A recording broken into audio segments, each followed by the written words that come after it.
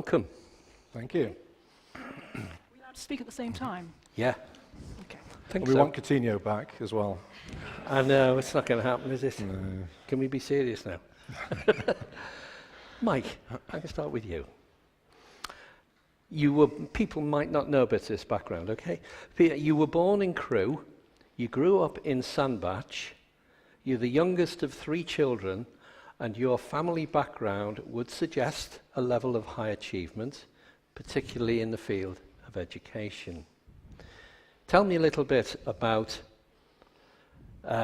your brother, your sister, and your gran, who died at the age of 98 and seems to have been the cement in the family and handed down some deep family values. So let's start with your brother. Yeah, Dave's he's 6 years older than I am. Interesting character. Off the scale academic, mega brain.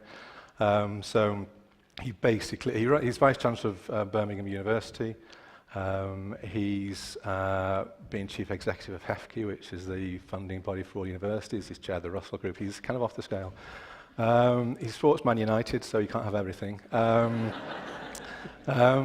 But also, and I'll probably talk about this a bit more later on, but when he was in his late 20s, he was tutoring at Oxford and couldn't afford to live in Oxford, so they lived in Bicester.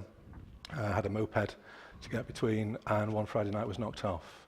And at one point it was life-threatening, but he's permanent. He can walk, but he walks with a awkward limp. He's in permanent pain, and it's one of those you think, late 20s. That was tough. How many years are there between you? 6. 6, right. Yeah. And your sister? Lizzie's, she lives in Chepstow. She's a teacher as well. Everybody's a teacher. The whole world is a teacher in our family. But again, she's climbed in the Himalayas. Brilliant rock climber. Very good athlete. Can do pretty much whatever she wants. But I think the thing about family is, for us, is family is the thing that you do. And I think probably to go back a bit, if I could. My dad was an only child. His dad died just after Dad had finished university, and Dad was the first person from his family ever to go to university. And my mum was orphaned by the time she was 10. So her dad died, I think, when she was 8, and then so her mum died when she was 8. Her dad remarried very quickly after that. He died, and stepmother hated her, and so she grew up in Leeds. She was then moved to Blackpool to be brought up by austere granddad, very caring granny. But I only ever had one relative, really, which was my gran. And she was this kind of legendary figure, gran who became great-gran. And everybody knew her as a great-gran. And she was a very kind of constant figure and somebody who just gave you constancy. But the other thing that I only realised recently, really, was Mum particularly. Family was everything, but she absolutely hated Mother's Day. And, when you're at primary school, you do the obligatory Mother's Day cards and Mother's Day pictures. And I thought, there you go, Mum. And it's come, thank you. And it was my art was never brilliant, but it wasn't that bad. And it was only when I got to about 10, 11, 12 that I realised, actually, this is just a deeply painful day. And so I don't think for the last 40 years of Mum's life, I didn't send her a Mother's Day card, didn't give her any Mother's Day flowers or anything. It was just one of those places you didn't go to. And what she'd done is said, my own family background is deeply painful. Therefore, I don't want that for my family. And so we became a very close-knit family, still are. And I think for all of us, the 3 children, family is the thing that we do. Nikki, you would also say that you were born into a loving family, Mum, Dad, and elder brother Kevin, and you were the first in your family to go to university. So tell me a little bit about your growing up years. So I just need to say hello to Dad. He's in the front there. The lighting, Dad, is actually something where you could easily fall asleep. So, and if you don't, we don't usually heckle at Sundays at 7, but I don't trust this crowd not to do anything like that tonight. So we're sons and daughters who live near the sea. We love the sea. We're from the deep south. I'm from Portsmouth.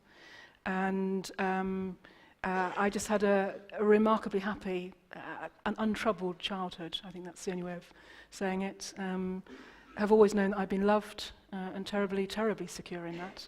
And some of you will have been, I think very sweetly, you came to my mum's funeral, and you will have heard me say about my dad, being the lad from the wrong side of the tracks, really, who marries this amazing girl who would never split an infinitive in her life. And Dad had a newspaper on the table. That's not so for Mum. And these two got married. And what Mum and Dad did was they just made huge sense of marriage vows to me. And for that I will always be incredibly grateful. And from that base comes this security to go and explore the world. And so I went to a standard comprehensive school. We didn't have a sixth form. There was no one there who said, so what are you going to do now then? And so I went to a college of further education, did my A-levels.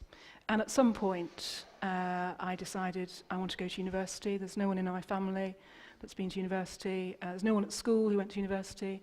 But at some point I did that. And in what becomes a bit of a pattern, I thought, well, you know what, if I'm going to go to university, I'll have a go for Oxford. So I did the entrance exam, and I had an interview, and I was hoping to read politics, philosophy and economics.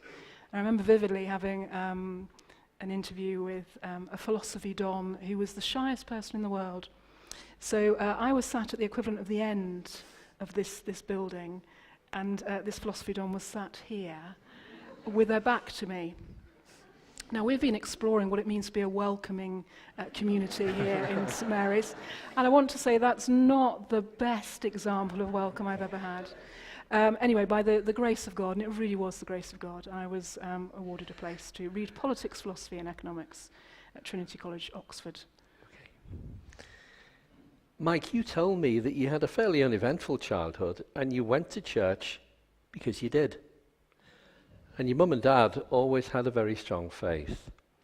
On a personal note, you also said that you found faith in God to be very easy and natural, and it matters absolutely. So have you ever felt times of personal despair or even doubt, and times when you've had to cling on to that natural faith, maybe even by your fingertips? No, it's never been like that. Sandbach was a really great place to grow. Somebody getting a flat tire was breaking news. Nothing happened in Sandbach. So it was a very kind of secure place. But Nikki she'll talk about it in a minute. She knows when she became a Christian. I don't know when I became a Christian. I don't have a time and a date. There were points at which my faith moved on. So I remember when I went to college and went to church there. There's a church, I don't know, 600, 700, 800 people, and people literally sitting in the windows because they're the only seats. And they said the creed like I said the creed growing up, but they just said it differently. And I remember that being really powerful. And when we moved to London, moved into Christian House, and again, that was a time of real kind of moving on and deepening of faith. And there have been times when, so Dave's accident, there's a real kind of why question. And there's always times when you think, I just kind of stuffed up and I'm really surprised about stuffing up yet again, God. And I don't know whether, it might have been you. Somebody said it. It sounds like Nikki, but I think it was quite useful, so it probably wasn't you. But somebody said at one point, he said, or she said. It was me. If it was good, it was me. I'll get to just let me get to the point now. In your own time. Thank you. The people here waiting. They said, God can't get disillusioned with us because he never had any illusions in the first place. And I think that's that. I don't want to sound complacent, and I don't want to sound as if me and God have always been absolutely together. There have been times when you think, I cannot believe I've said the wrong thing again, or I've done the wrong thing, or I haven't done the right thing. So in terms of the reality of sin, it is very real in my life. But God doesn't get disillusioned. You know that verse, Lamentations chapter 3, about this I call to mind, therefore I have hope, because the Lord's great love will not consumed, because his compassions never fail, they new every morning. And great is your faithfulness. I think that's where I am, that I stuff up with alarming regularity, and I really, really, really wish I was a better Christian than I am. But God's still God, and I have never had a particular issue with the truth of God. That always seems to me to be absolutely natural, logical, sensible. I cannot conceive of the world in a different way. Okay. Nikki, Mike said that he found faith to be a natural thing for him. But for you, there was a time at Oxford when you seemed to be considering much about the whole meaning of life, and you started to attend a local church with some friends. You described it as a great church, and it led to a prayer of commitment by you in February 1984. What do you remember about that time? It wasn't so long ago, I don't think, was it? The thing about being at Oxford and kind of being quite surprised to be there, I suppose, is something about life suddenly opens up different sorts of opportunities. It's one of the reasons why we pray so intently, really, for our ministry in universities and colleges and schools, because that moment when young people are kind of just opening up to the world and the possibilities of the world in all sorts of ways is a real opportunity for faith, and that was certainly my experience. And so because I didn't know very much about university applications and certainly didn't know very much about Oxford, I'd ended up in probably the third most richest college in Oxford. So we had an undergraduate year in Trinity of 92. 7 of those came from a comprehensive school background. One of those, that would be me, came from College of Further Education background. And of those that did come from state schools, if you like, 3 were women. So it was a kind of, it was an unusual place to be, but actually one where you just think, I'm just going to go for this. You know, they speak Latin, but I'm kind of really glad I can speak English, really. I just went to everything. I just did loads and loads of stuff, but I was just intrigued by all sorts of things around people, and that's always been a big thing. Why do people do that and not that? And there was some Christians I met quite early on, but frankly, I wouldn't have recognized them as Christians because I wouldn't know what a Christian looked like. But they were just people who were enthusiastic. They spoke really winningly about a relationship with God. And because I was doing logic at that point, as part of philosophy, you do some stuff in philosophy other than looking out of a window. And there was this thing about, well, you know, if there's A, then B follows. You know, so actually, if God is who these people are saying he is, he's worth investigating. And that's what we say, don't we? So actually, if God is who we think he is, it's worth checking that out. And actually, when you begin to check it out, different worlds open up. I'd never read the Bible. I think I'd learnt the Lord's Prayer possibly at Brownies or maybe another paramilitary organisation. But that was about it. And then when suddenly someone started reading the Bible with me, it was like lights came on, and I know there's someone here in the gloaming that I've explained this to in another way. It's a bit like a pinball machine, is that you flip a ball and then suddenly all the lights come on and you start making connections. And that was certainly my experience. So I remember just saying, okay, I'm up for this, I'll think about it, I'll go to stuff, I'll listen, I'll read stuff. And I read about loads of other faiths as well. But there came a point when, and actually it was a Jewish friend who said to me, he said, you know, Nikki, you're just going to have to go for it. And so 1984, February, and we were on the cusp of winning a rowing competition, which we did. I prayed that prayer of commitment, just saying, okay, God, if you're there, I'm just going to put myself here and speak to me, show me the way forward, and let's go into the future together. And I made that commitment. The things I've asked you so far were at a time before you got together and met each other. Now, this is to you both now. You were at the same university together, but at different colleges doing different courses. You went to the same church but never met. You then moved to London and lived in the same Christian community house, and then started going out together. You decided to get married, get this, after just over 3 weeks together. That was a bit quick. How would you two feel today if one of your children, and it's a serious question, they're having a good laugh, but you're going to have to answer it, told you they were getting married to someone they'd known for 3 weeks? Why are you looking at me? I don't know, I suppose context, isn't it? What is the relationship that they're coming out of? Is this... so we'd known each other for a bit, so it wasn't completely never met and then 3 weeks later. But I'd think I'd be, what on earth? If one of the kids said that, and are you sure? And all those kind of parental angst questions. But I know it's cliche, that kind of, you just know. How do you know? You just know. I think, because the other part of it is I'd never been out with anybody. So Nikki's the only person I've ever been out with. I've been out with loads of people. And I just think, I think probably, particularly Mum, I was always a mystery to Mum. Oh, you never say anything, you don't know what's going on in her life. So saying, oh, by the way, this is Nikki and she's about to be your daughter-in-law, that was probably, but I think Mum just thought there must be something around that. Okay. And she took that. Okay. So if you'd been out with loads of people, why'd you marry him? We haven't got that long, David, really haven't. I think it's also worth saying that we trust our children, and that thing that Mike said at the top of all this about families, strong families and those things that we give to families, our children and so on, in terms of values and who they hang out with and so on. We do trust our children, okay. And we're fortunate we had parents who trusted us.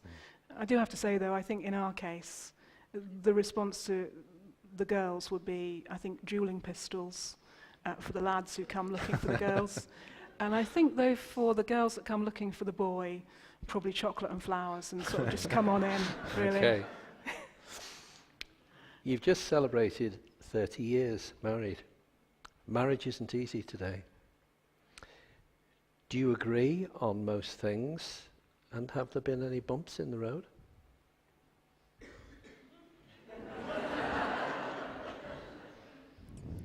You can start.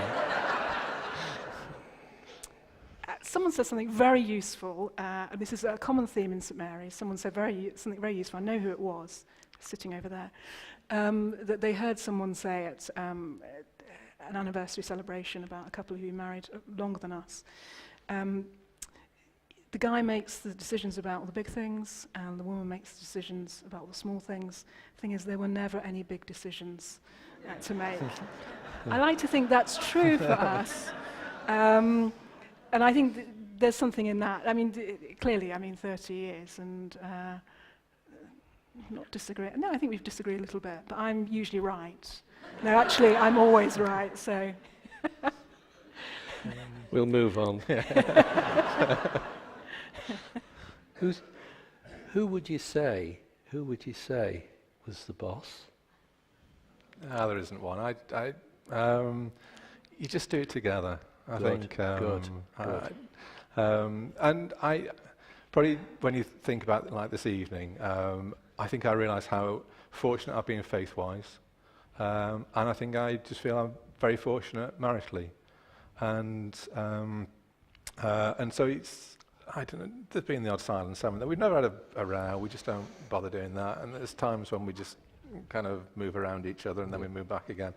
But it's gone unbelievably quickly. I think my only regret about our marriage life is it's gone too fast. Oh. And so I think you just deal with stuff. I don't think there's a senior and a junior or anything like that. You just do things together and you work it together. I agree with you, Mike. You are very lucky.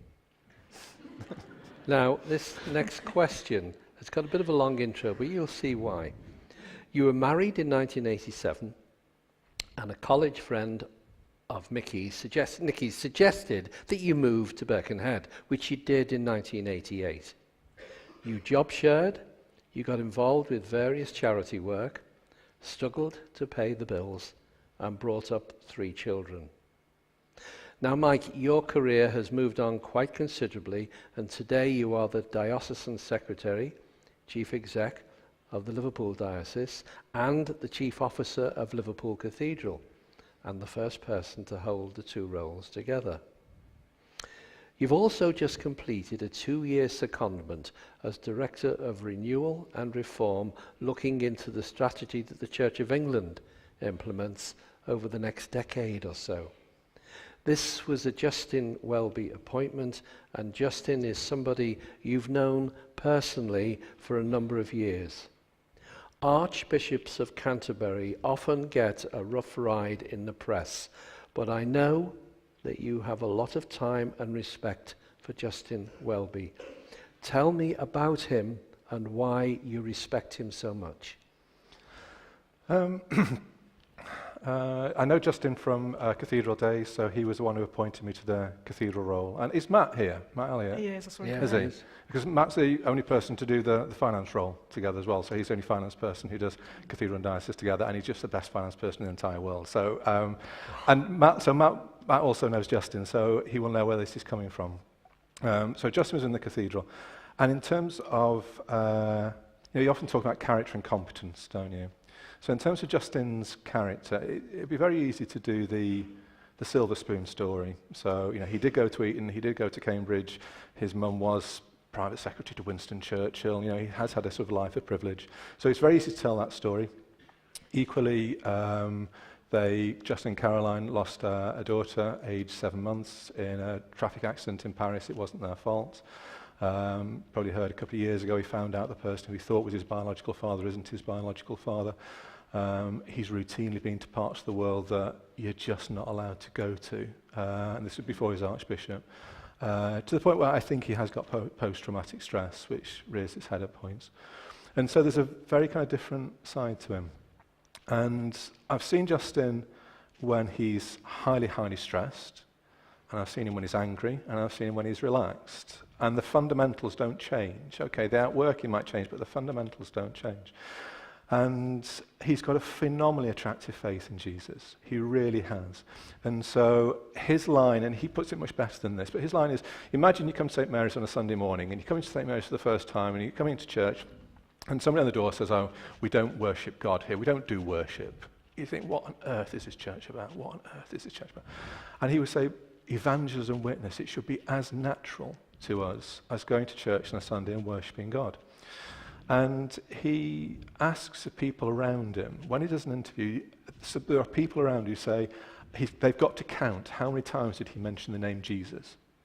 And he spends a day a month personally, deliberately on personal evangelism. So within his diary over the course of a month, as Archbishop, there's evangelism written in. And he's kind of determined that Jesus gets there. And so on the character side, I think there's just a really, really profound faith that plays out in deep pastoral care and deep love for Jesus. In terms of the competence side, the Church of England is a real hinge point. And I'm very hopeful for the Church of England, and I'll come on to that if we've got time. But there's one issue that's going to dominate the Church of England for the next year or so, which is safeguarding. And our record on safeguarding is not good, and the point, we should have been the place you could come to for absolute safety, absolute security, and that hasn't always been the case, and that's just unacceptable. And the independent inquiry that the church is part of, that could go any number of ways, it really could. And so there's a real vulnerability.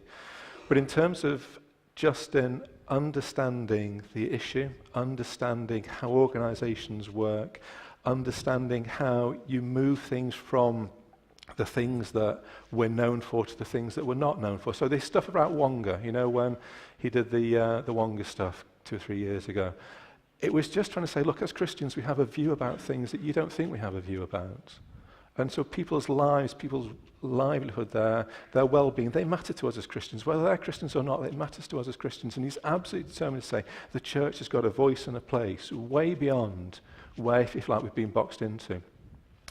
And I think he gets all of that. And I think he knows, and this is, I genuinely think, within the Church of England at the moment, we're at an absolute hinge point. We've got ageing congregations, and so the congregations are getting older, young people aren't engaging in the Christian faith in the numbers that they used to, there's a safeguarding stuff. But at the same time, there is more church planting going on now in the Church of England than there has been for decades, literally decades. And the things that were kind of off the scale were for other people, like evangelism and discipleship and witness. That's becoming mainstream for all of us. And there's a really interesting report, and stop me, I'll go on for hours if you don't stop me. There's a report called Setting God's People Free that the Church of England produced a couple of years ago. And it's a report about discipleship. And kind of the question is, where is God on a wet Wednesday afternoon? We're all good at worshipping God on a Sunday with other people. Where's God on a wet Wednesday afternoon? How do I relate the faith I hold on a Sunday to where I am, where God's put me on a wet Wednesday afternoon? And it's not the best report on discipleship that's been written by any means, but it's a report that actually speaks into a context. It's a report that threatens to get implemented. And if we can, I think we've now got more people stepping into leadership positions in the Church of England than ever before. Some of them are ordained, some of them are getting ordained, and some of them are lay, but they're stepping into positions. There are more people starting to make connections between faith and life than ever before. And I think that and the church planting, the renewing of confidence, I think we can get there. And it's not just because of Justin, but I think Justin's the guy to lead us through, under God, that change. Thank you. The musicians are going to come back now. And in the second part, I want to talk to you both about coping with loss. And Nikki, your journey into the ministry and how it has developed here at St Mary's, and looking ahead to the future as well. So for now, thank you. The musicians are back, and you're going to introduce, what are we going to sing? Yeah, I was going to sing a song called Behold Our God. And it's actually quite a bit what we've been talking about, that sense in which, who holds the oceans, who does all of this? God. And if you can hold the questions and the answer together, I think you've got a chance. To the Wirral in 1988. There have been a number of people who have influenced and guided your faith journey. Donald Alistair, during his time at Christ Church, Birkenhead, and various other people as well. But in the summer of 2009, 3 people affected a major decision you were about to make. The 3 people were Mike, the Bishop of Liverpool, and Lindsay. What happened and what did it lead to? This is where you find out how the decision-making process works in the Eastwood household. We came to work for a church in Birkenhead, a church called Christ Church, where Donald Alistair, who's now Bishop of Peterborough, was working and doing something a little bit similar, I think, to how Roy Barker may have done things here, in that he was breaking up patterns of expectation, of decline, and actually saying, we can win people for Jesus. And he would bring bright young things in, and Mike and me, to come and be part of what was going on, to be working in the parish. And it was at that point, we'd been married about a year, I think, when we came, and the church couldn't afford to pay us. It's a great gig, that, isn't it? So actually we started a social enterprise where we wrote books, ran training courses, did consultancy, and that funded us to do that in Birkenhead. And so we stayed, and we had our children, and Mike got on doing his stuff around saving the world, and I got on doing my stuff, saving the world more effectively. By 2008, 2009, I had really a very quite happy sort of freelance career. Career is a very glamorous word for a job that's just lasted a very long time. But I was doing all sorts of things around writing books and lobbying for homelessness, working for children in need, doing kind of multi-million-pound programs around grant investment. and having fun with the children as well. And around about 2008, 2009, though, there were a series of conversations that happened that changed everything, really. Mike came home from Diocesan Synod. Yes, I had the same reaction as you're having, really. And so he came through the door on a Saturday and just said, Nikki, we've been married quite a while by that point. He said, I'm only going to say this to you once. I think you should get ordained. That's quite a shocking thing, really. And he did only ever say it to me once. He had to keep reminding me that he'd said it afterwards when I was a bit flaky. And the thing that we have learned is that these things can emerge during sort of discussion and prayer and discernment. And so we kind of just put it to one side, I think. It wasn't a completely isolated thing. It was. No, it wasn't. It's pretty random, I think. What happened was we had a diocesan synod and we were trying to talk about vocation, and so there was various people from Liverpool Diocese who were just finishing theological college and about to start in the parish, and they were just telling their story. And when you hear somebody talk about a Christian story, it's always moving. And so I genuinely was listening, and it was just this thought flitted across my mind, Nikki. And I don't know where it came from, but I just thought, I don't know where that came from, so that's why I went back and said, I think you need to think about getting ordained. It was a more rooted, grounded, less quixotic thing than... Part of me is slightly hurt that you don't think about me more often. Well, yeah. So you can. I have discovered that you can sort of push away a husband's counsel. You can do that. Okay. And then a couple of weeks after that, Mike said, look, we don't do this at all, actually ever, but I really need you to come with me to a licensing over in Liverpool Diocese of a pioneer minister. And I'm very kind of invested in what he's doing. He's setting up all sorts of interesting churches and so on, and he's going to be licensed. And so we went along, and as I say, we never do that sort of thing, because there's just too many of those things that you could end up doing, and Mike's very good at not kind of pulling us into all that stuff that... frankly, we don't need to be at that stuff, do we? But we did that night. And it was a kind of licensing, it's very hipster. You know, when you've got to kind of like put your hand on the Bible, there was this sort of, anyone got an iPad? You know, that sort of thing, put my hand on the iPad. Creative facial hair going on, I think, you know, that sort of stuff. We just need to keep it moving. We do. Now, you know. So in the middle of this, Bishop James Jones is then preaching his heart out. He's a fantastic preacher. And he preached on Matthew 9, and those of you who know your Matthew 9, right at the end, it's Jesus' prayer request. So pray the Lord of the harvest, send the workers into the fields. And actually afterwards there was this kind of, Nikki, that's you thing. Actually I can push a husband away, and I really can push a bishop away. But at the point that these two conversations had happened, I was working with a homeless charity in Wales, and a couple who had met in the hostel there said, we want to get married. Can you, Nikki, marry us? And we always said in that charity, in that place, that we would be family for people who didn't have family. So we would do the stuff around making the party happen. But I couldn't marry them, so I said, get yourself to the town hall and we'll do what any group of Christians should do, is actually bless you and pray for you and speak words of scripture over you. So they went and got married. But on that Saturday, I was in the hostel, and we were just setting up. And all the interesting stuff happens on the edge of life, doesn't it? So the most interesting stuff happened in the cigarette hut, in the hostel. So you took your life in your hands, you took on the chances of getting asthma, and you just stood and talked. And there was a woman there called Lindsay, who sort of just nudged me really hard. And she said, Nikki, are you a vicar? And I said, no, do I look stupid? You know, that way that people do. It's very affirming, isn't it?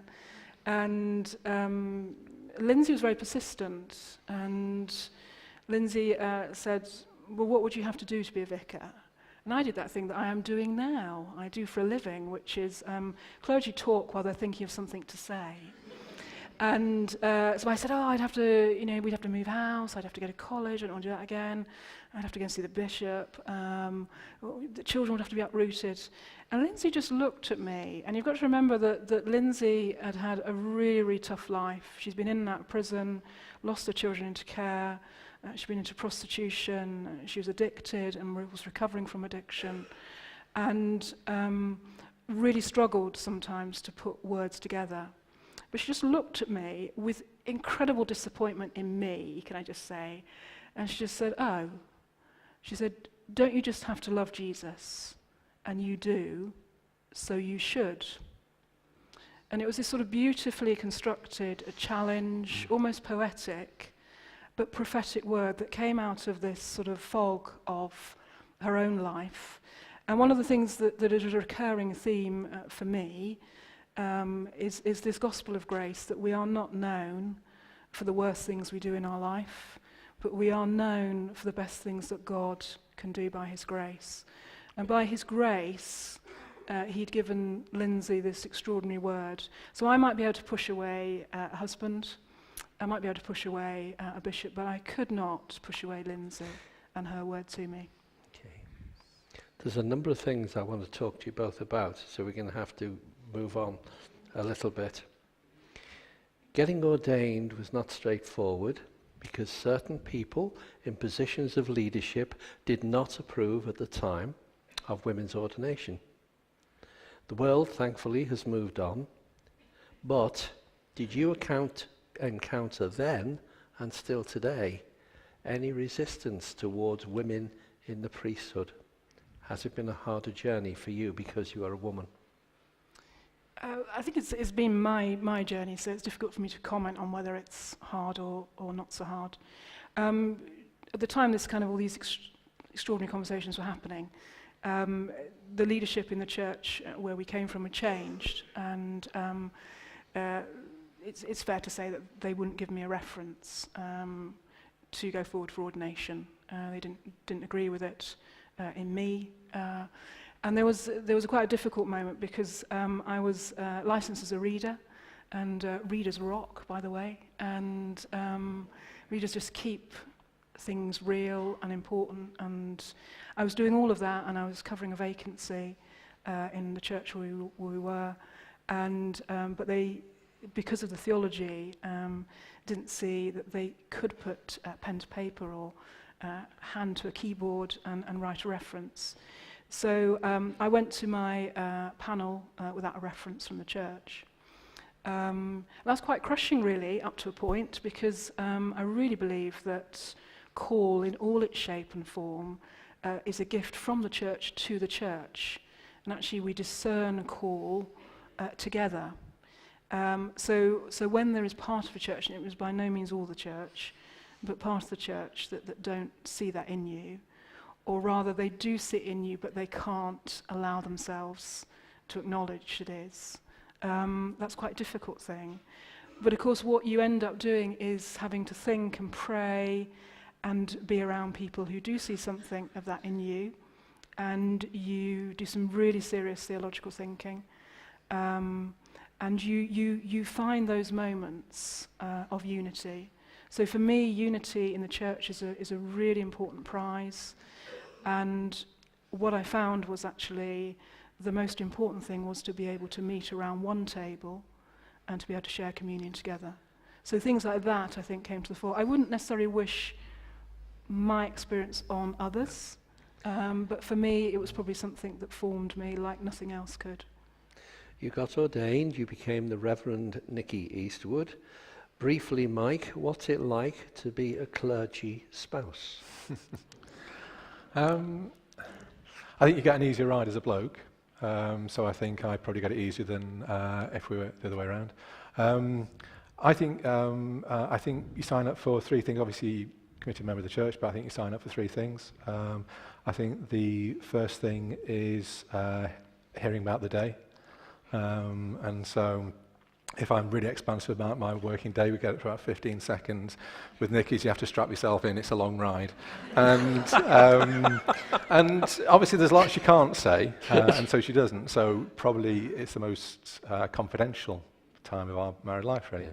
Yeah. But there's times when she's dealing with loss or sadness or grief or pain, and that takes its toll. And so you just have to listen. You have to help sort of rebalance and re-perspective where necessary. I think the second thing, the thing that surprised me was how anxious I get about things. And so when we came to St Mary's, we'd never been here before, we'd never darkened the doors of St Mary's.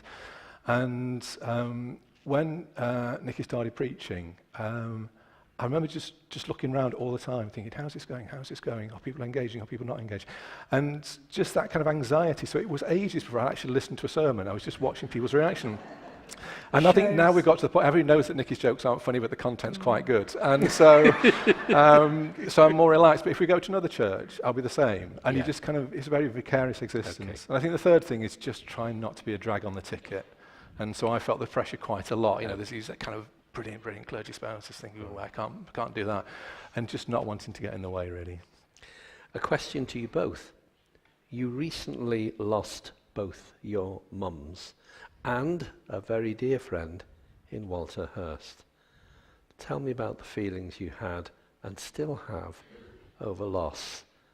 And why was Walter so special? I think any bereavement is about void, isn't it?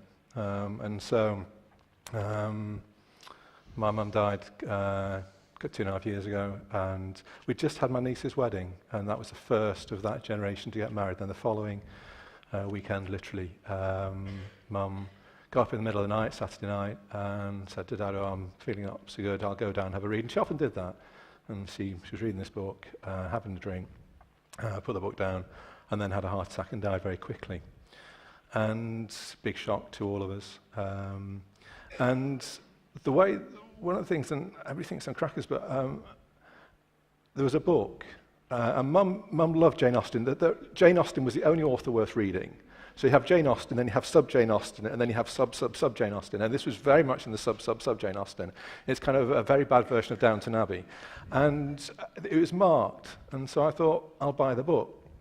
And so I bought the book, and so I read the book, and I got to the point where the pages that Mum was reading when she put the book down, and then I finished the book. And for me, it was a kind of metaphor around the life we had together, the life at which we parted, and now, in a sense, the life that I'm living on my own, or that part of being on my own. And I don't think I think closure is a stupid word. I don't think it ever closes. I think there's always that reality. And still, Dad's been phenomenal, and the family are phenomenal, but you just have that void. Okay. Nikki, a word about your mum and a word about Walter.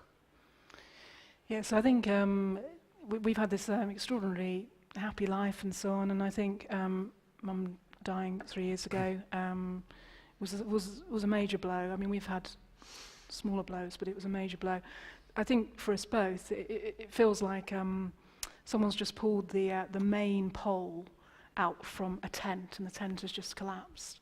And I think loss is like that. And one of the things about doing this job, living this life, is firstly you encounter lots of life. You encounter lots of joy too, but you encounter lots of loss.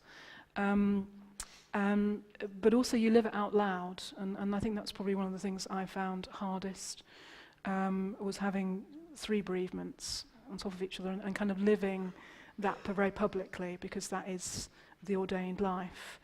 And I think these major figures in our life, Walter was one of the first people we knew when we came to the Wirral in 1988, and remained a very, very good and important friend, one of those kind of people who form you by their example, but form you by their prayer. I remember at his wife Sylvia's funeral, and a number of you may have been there. But the church was packed, and rightly the person taking the service said, everyone here will have been prayed for.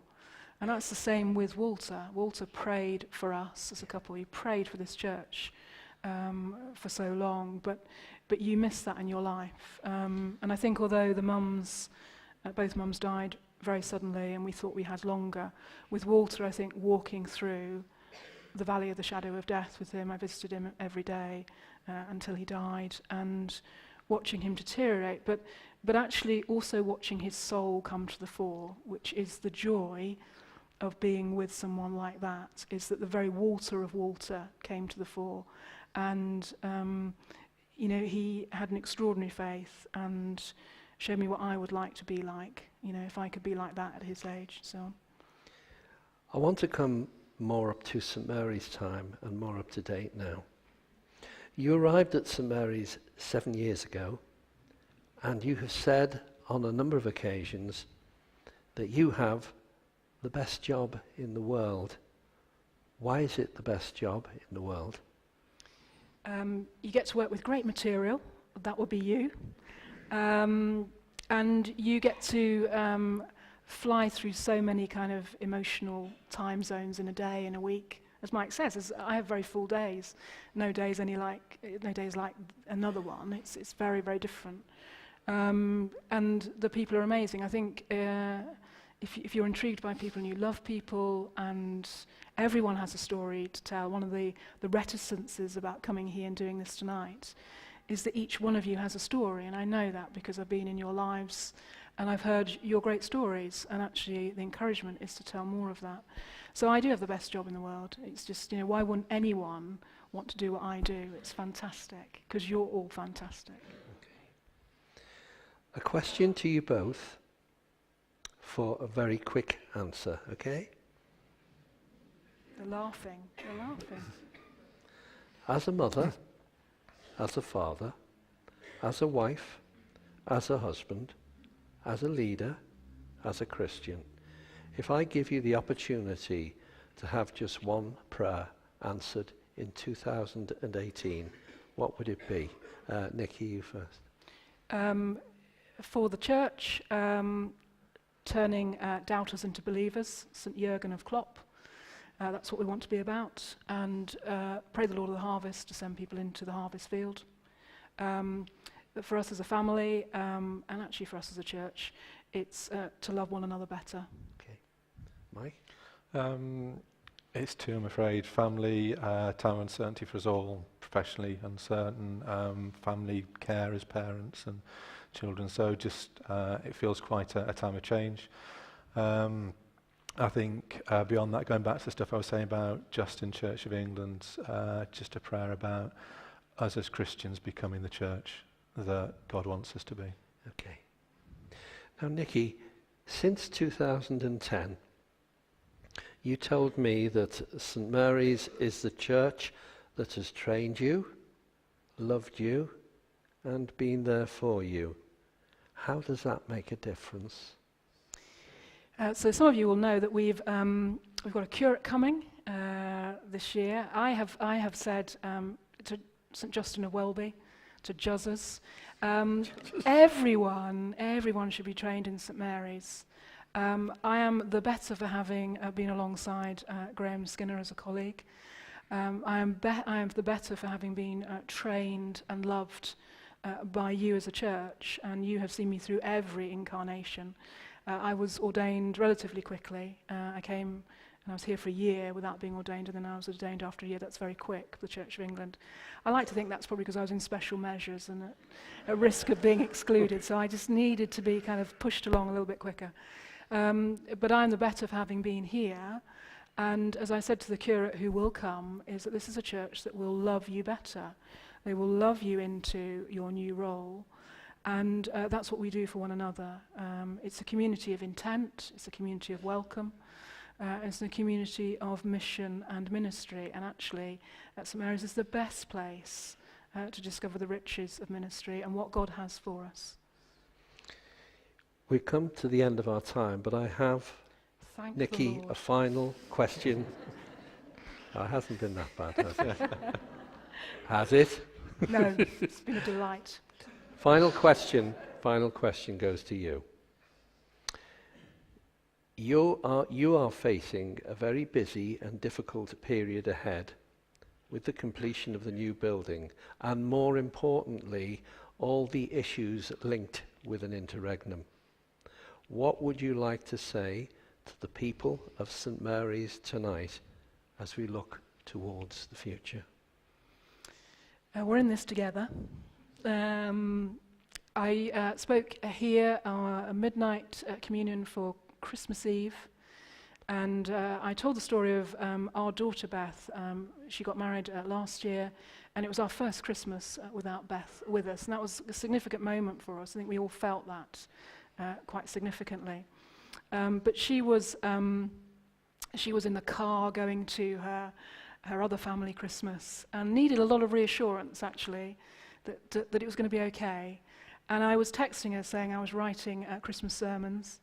And I said, there are two ways of looking at Christmas, isn't there? One is Christmas is like a thunderstorm. It's unavoidable, but you go through it together.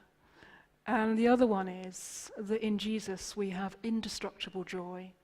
And my wonderful daughter texted back and said, I choose indestructible joy. And we will go through whatever we go through together. But my plea, my challenge to us all, including myself, is to choose indestructible joy, that God is with us, Emmanuel, at all times and in all circumstances, and for all seasons and for all people. I do think the turning doubters into believers is a really important thing to hang on to. We have tremendous opportunity this coming year to do amazing things with God, and for God to do amazing things through us and with us. I was writing to the mission links and the mission prayer partners just yesterday, just to say what was coming up, and so excited. We have a visit of an archbishop coming to commission us as people and commission our buildings. We have these wonderful big 6 events to celebrate the fullness of life in Christ that is to be found here in St Mary's. And I think I would say what I said at 9 o'clock communion this morning. My prayer for us is that the God of hope fills us with all joy and peace as we trust in him, and may hope overflow through the Holy Spirit in us and through us to our community and to one another. That would be my prayer. Thank you. I was talking to Nikki the other day, and she said, can I just say to you that when you have a female being interviewed, you normally give them flowers. Well, I would prefer... You're going to like this. You really will like this. I would Stay prefer if you get hold of a really large amount of chocolates, so as you go home tonight, when you go out the door, please take one of the chocolates, which is from Nikki to each one of you. That's the biggest cheer of the night. Having said that... That's for you. So it isn't for me. That's right. That must be for Mike. So there we are. The only thing I'd like to say about the flowers is when you no longer want them, we want the basket back. Okay. This is why I love working here.